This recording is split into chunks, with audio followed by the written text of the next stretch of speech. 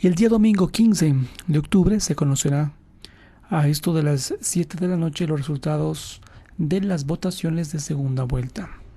Así de rápido y conciso. La segunda vuelta se efectuará el próximo 15 de octubre. El día domingo el Consejo Electoral ha dispuesto los tiempos en los que los ecuatorianos podríamos ya conocer quién sería ya el próximo mandatario.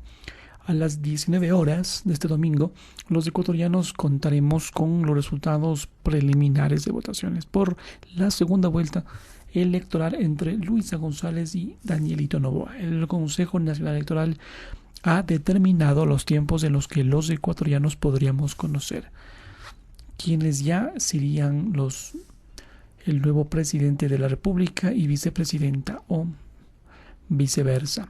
La jornada arrancaría a las 6 de la mañana con la inauguración de elecciones, como siempre.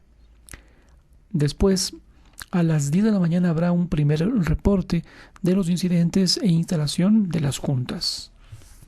A la 1 de la tarde habrá un reporte de las Fuerzas Armadas. A las 5 de la tarde habrá un reporte del cierre de los recintos. A las 7 de la noche ya se daría a conocer los preliminares. A las 21 horas de la noche habrá una nueva actualización de los resultados. A las 10 de la noche se proyectaría tener resultados con una nueva actualización. Es decir, que antes de las 23 se conocerá quién es el nuevo presidente. Así de violentón.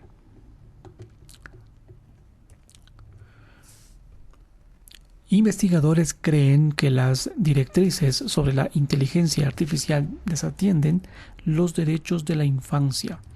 Esta nota que lo tomo de Diario La Hora. Establecerse directrices éticas y claras estructuras de gobernanza para el despliegue de la IA en todo el mundo para promoverse la confianza y mitigar estos riesgos son pasos fundamentales que recomiendan los científicos.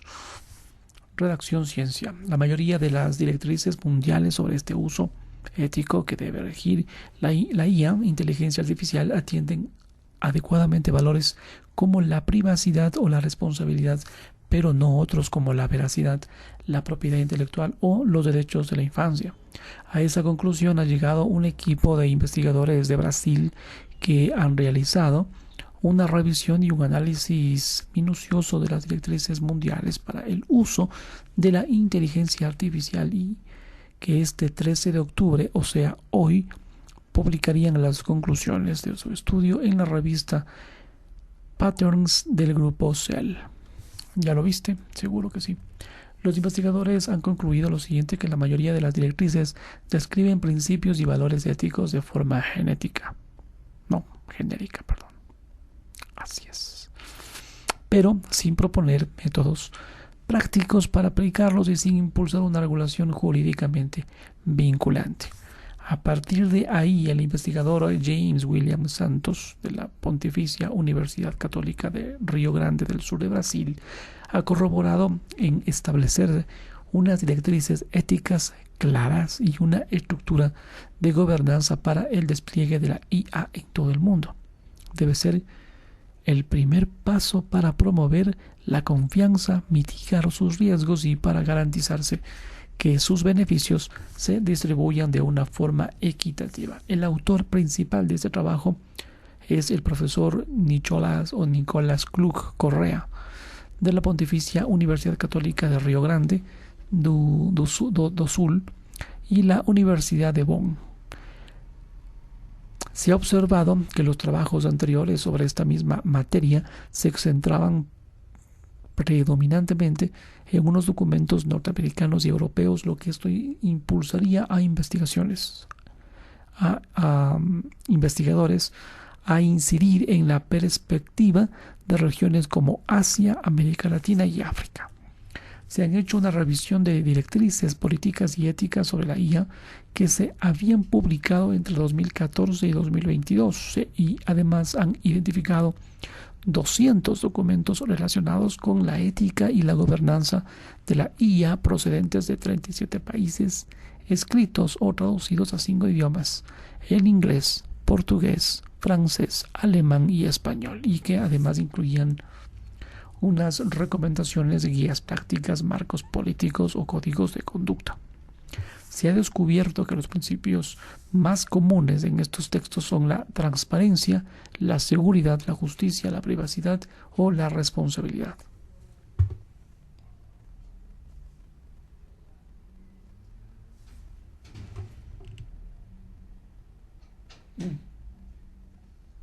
Fíjese.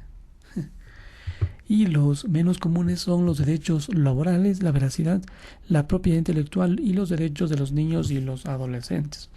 Y que la mayoría de las directrices analizadas eran normativas, describían valores éticos que debían tenerse en cuenta durante el desarrollo y el uso de la IA.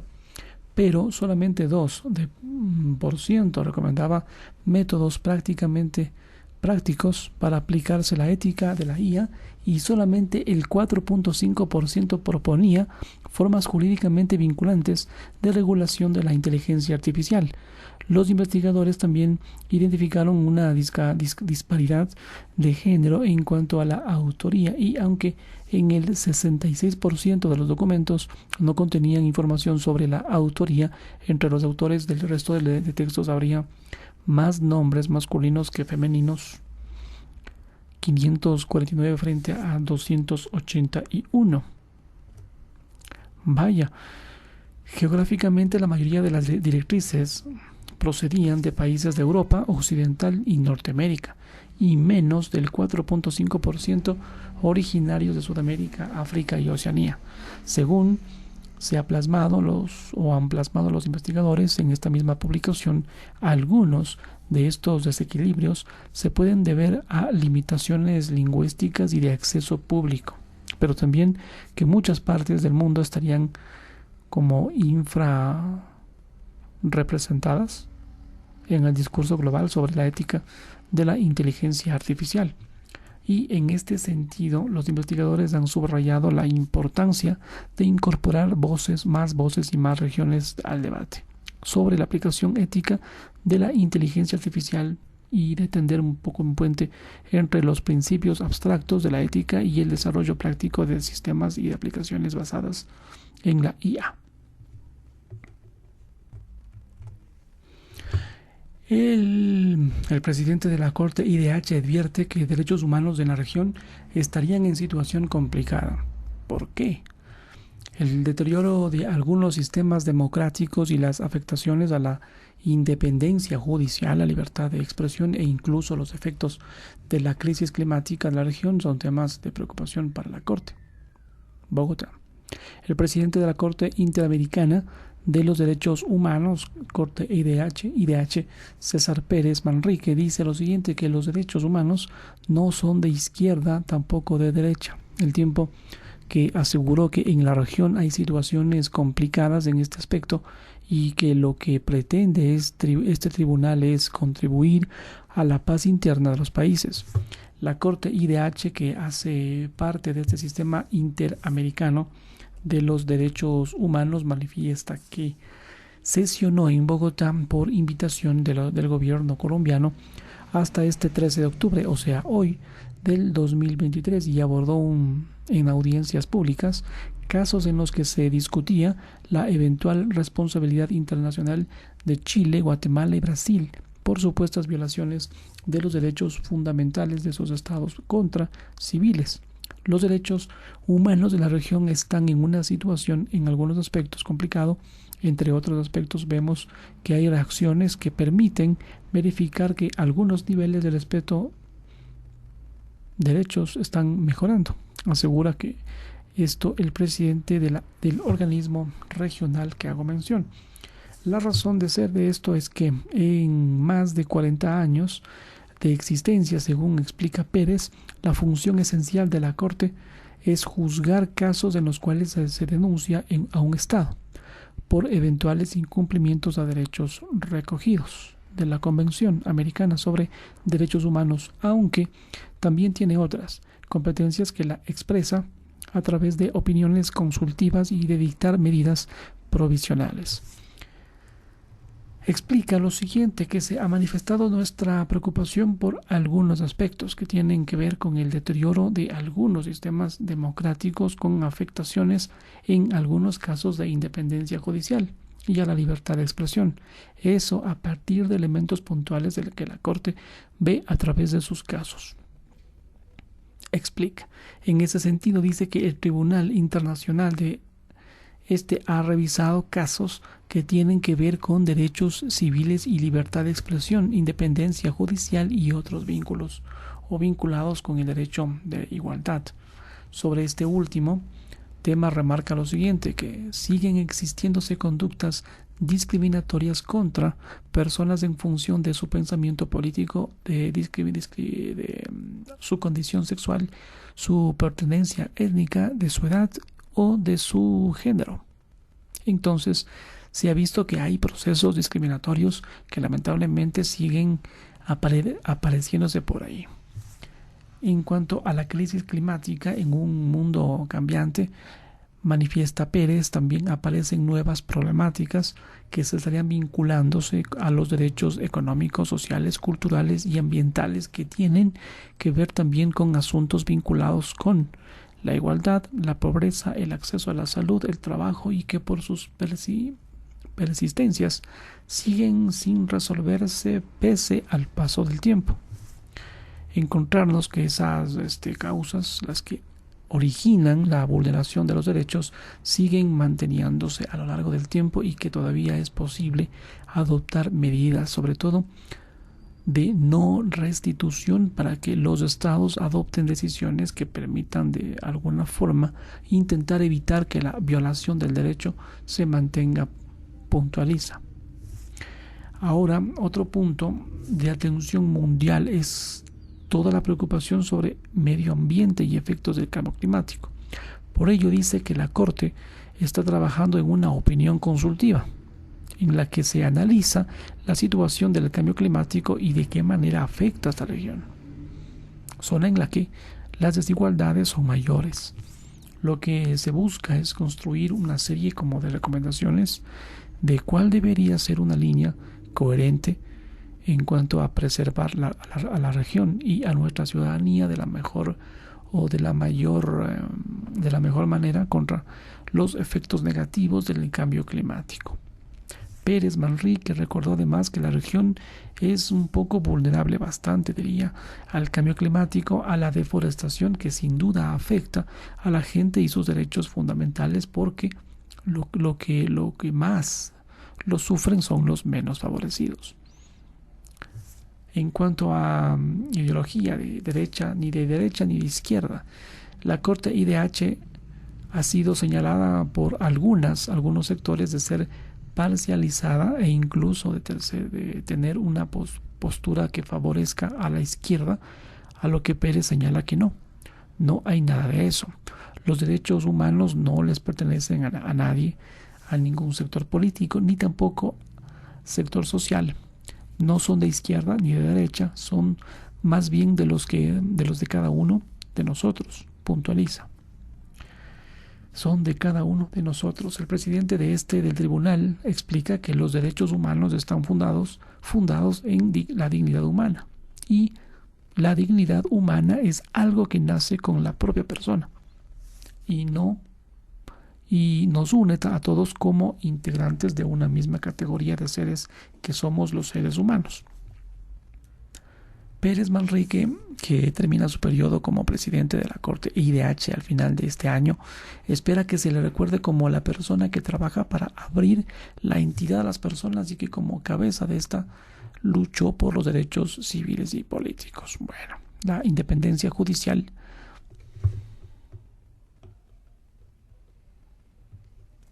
y la libertad de expresión, manifestó.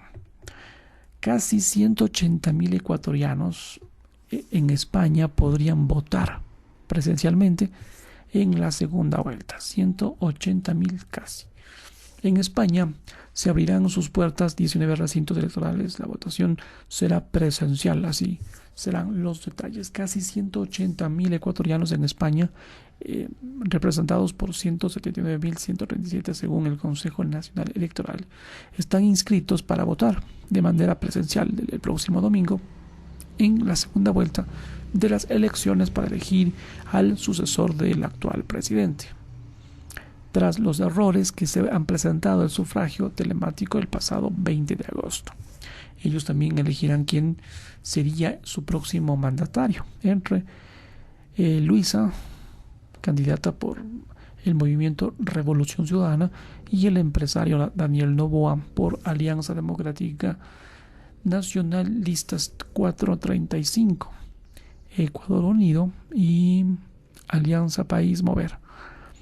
El ganador desempeñaría el cargo solamente de 16 meses para completar la gestión de Lasso, quien disolvió la Asamblea Nacional y que convocó a elecciones anticipadas el pasado 18 de mayo. En España se abrirán sus puertas 19 recintos electorales, según lo ha informado la Embajada de Ecuador en Madrid.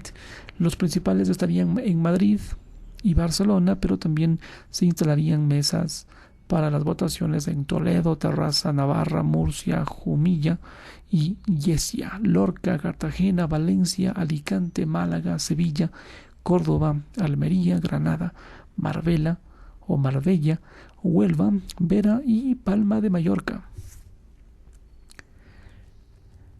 Los ciudadanos ecuatorianos que vayan a votar deberán acudir a los recintos electorales con su documentación completa, es decir, con su cédula de identidad o pasaporte ecuatoriano, según indica la Cancillería de ese país. En declaraciones a AF, el embajador de Ecuador en España, Andrés Vallejo, invitó a la población a votar con responsabilidad y señaló que el próximo gobierno tendrá muchos retos, pero espera que tenga éxito.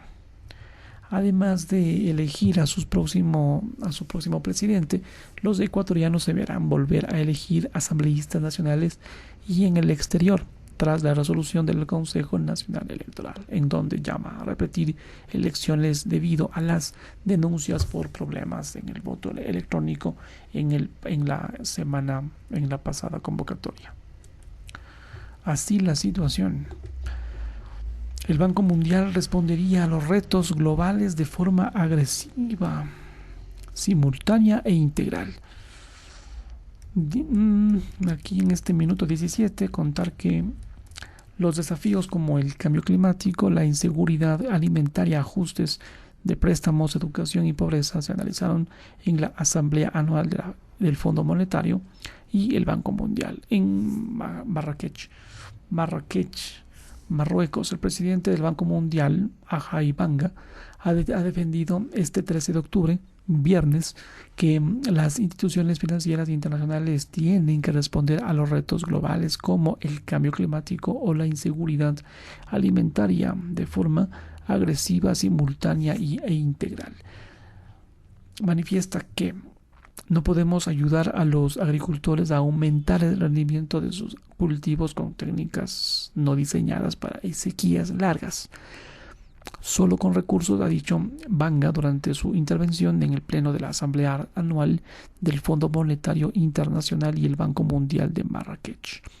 La generación pasada tuvo el lujo de escoger proyectos, ha apuntado, pero ahora es necesario ampliar la capacidad de acción que hace el Banco Mundial, lo que esto pasaría por buscar recursos y asumir más riesgos.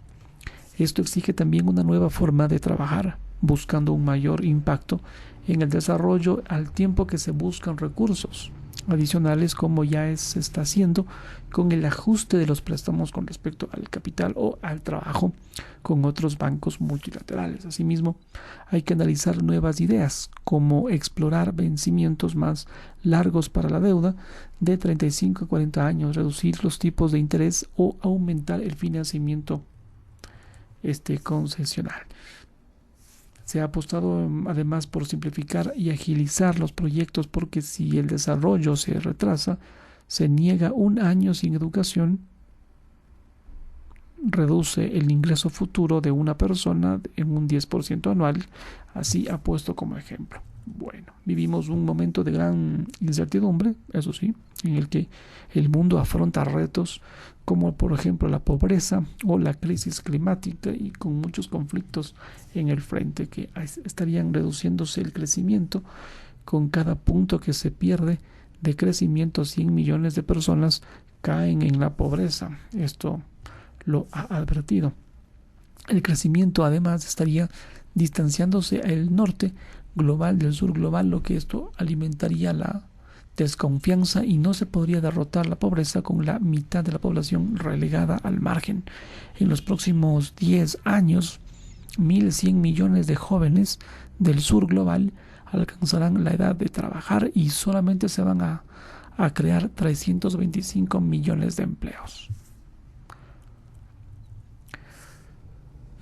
El apoyo a países en desarrollo. El Banco Mundial, BM, asimismo anunció que fortalecerá su colaboración con el Banco Interamericano de Desarrollo, BID, y otros 8 entes multilaterales para apoyar a los países en desarrollo.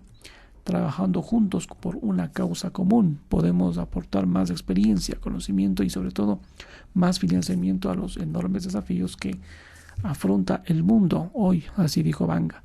Juntos somos más que la suma de nuestras partes y nuestro impacto puede multiplicarse exponencialmente, añadió Banga. Aparte del BID, los otros entes con los que aumentará su cooperación el Banco Mundial son el Banco Africano de Desarrollo, BAD, el Banco Asiático de Desarrollo, BAD, el Banco Asiático de Inversión de Infraestructura, BAI, o BAN, el Banco de Desarrollo del Consejo de Europa, CEB, el Banco Europeo de Reconstrucción y Desarrollo, el Banco Europeo de Inversiones y el Banco de Desarrollo del Nuevo Banco. Información, agencia EFE.